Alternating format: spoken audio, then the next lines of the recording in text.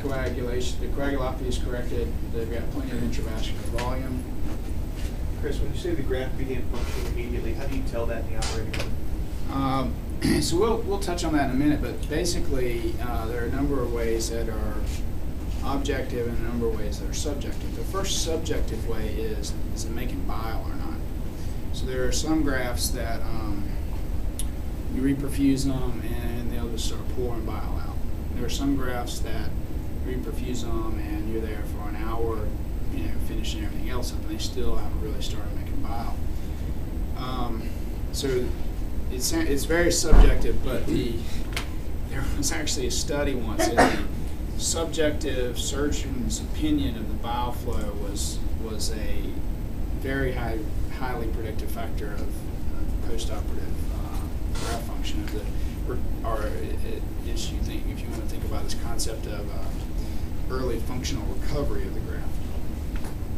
The more objective way manners is the patient coming off of pressors?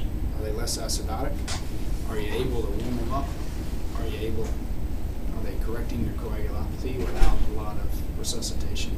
Those are more objective measures, and you sort of put them all together.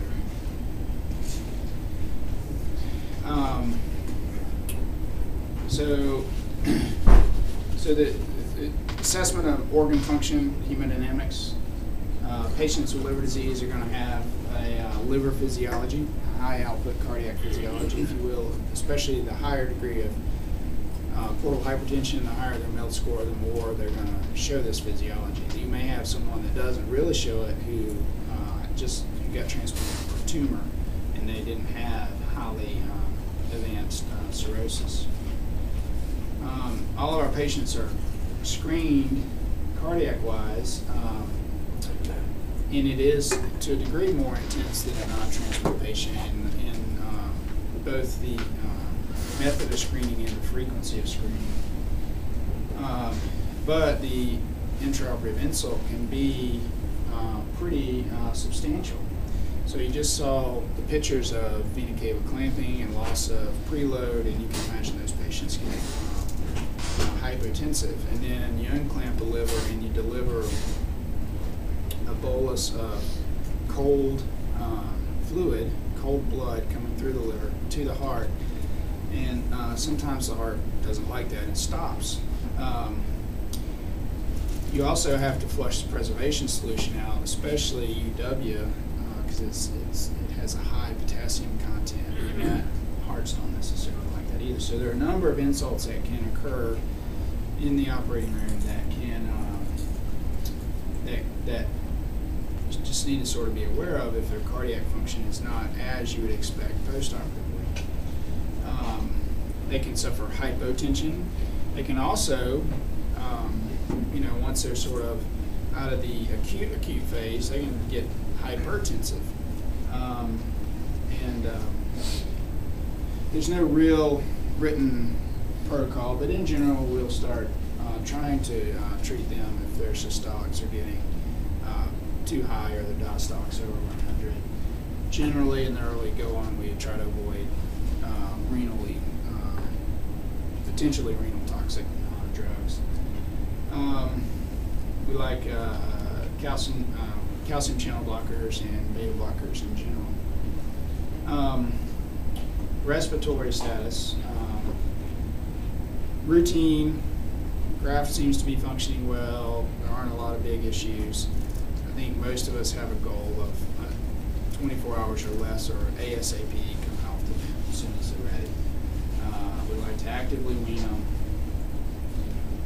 But there will be the occasional patient who has hepatopulmonary syndrome. So that is when there's right to left shunting.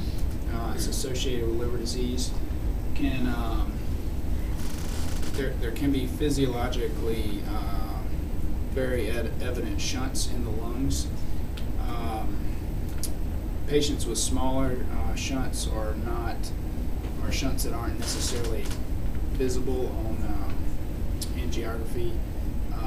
Generally recover pretty rapidly once their graft works, but patients with big shunts may not recover for some time, and occasionally occasionally we have someone that doesn't. So if you have someone with bad portal hepatopulmonary syndrome, you may have oxygenation problems.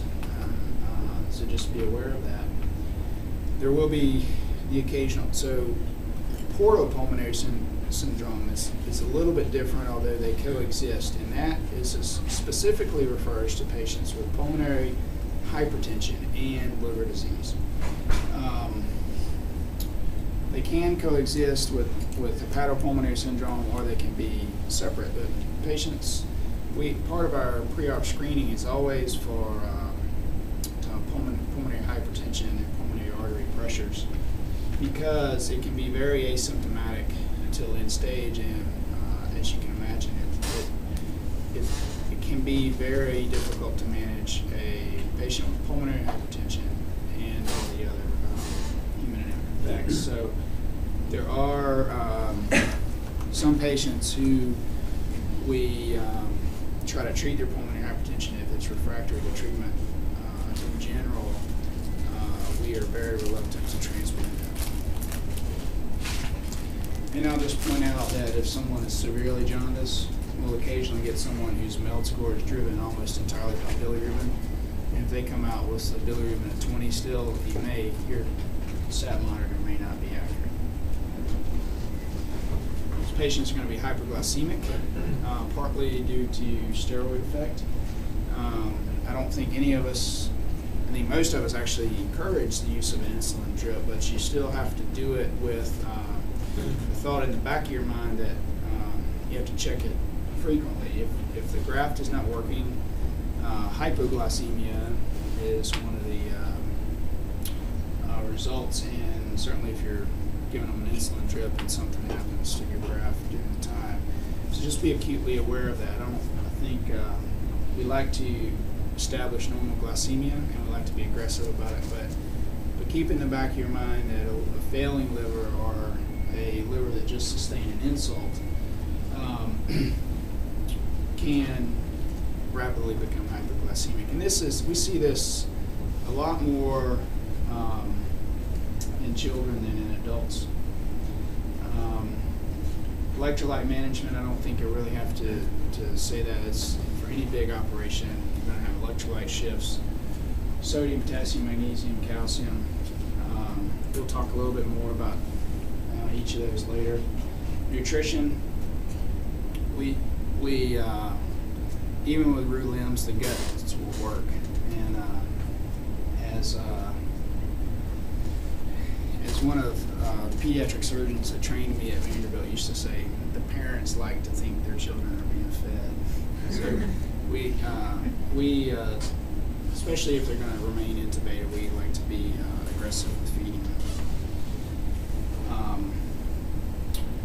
So renal function, as you all have probably know if you've taken care of one or two of these patients, creatinines go up, urine outputs can go down.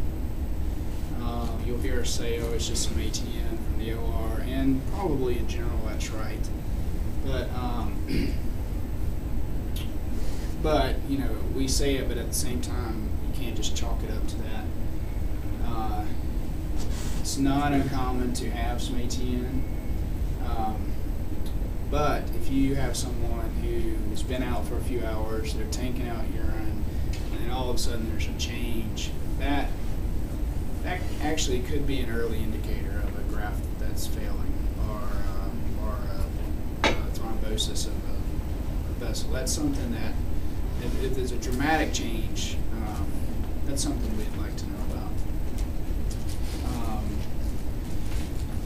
Hepatorenal syndrome. So hepatorenal syndrome, there's two types. It's basically renal dysfunction that occurs in a patient who has liver disease. And there are a number of definitions, but basically your glomerular filtration rate has to be under 40, or your creatinine has to double, and your urine output has to in general drop. The type 1, if you ever hear anybody refer to that, is basically it happens fast. So within 2 weeks, your kidneys have really dropped off. And type 1, fewer people recover from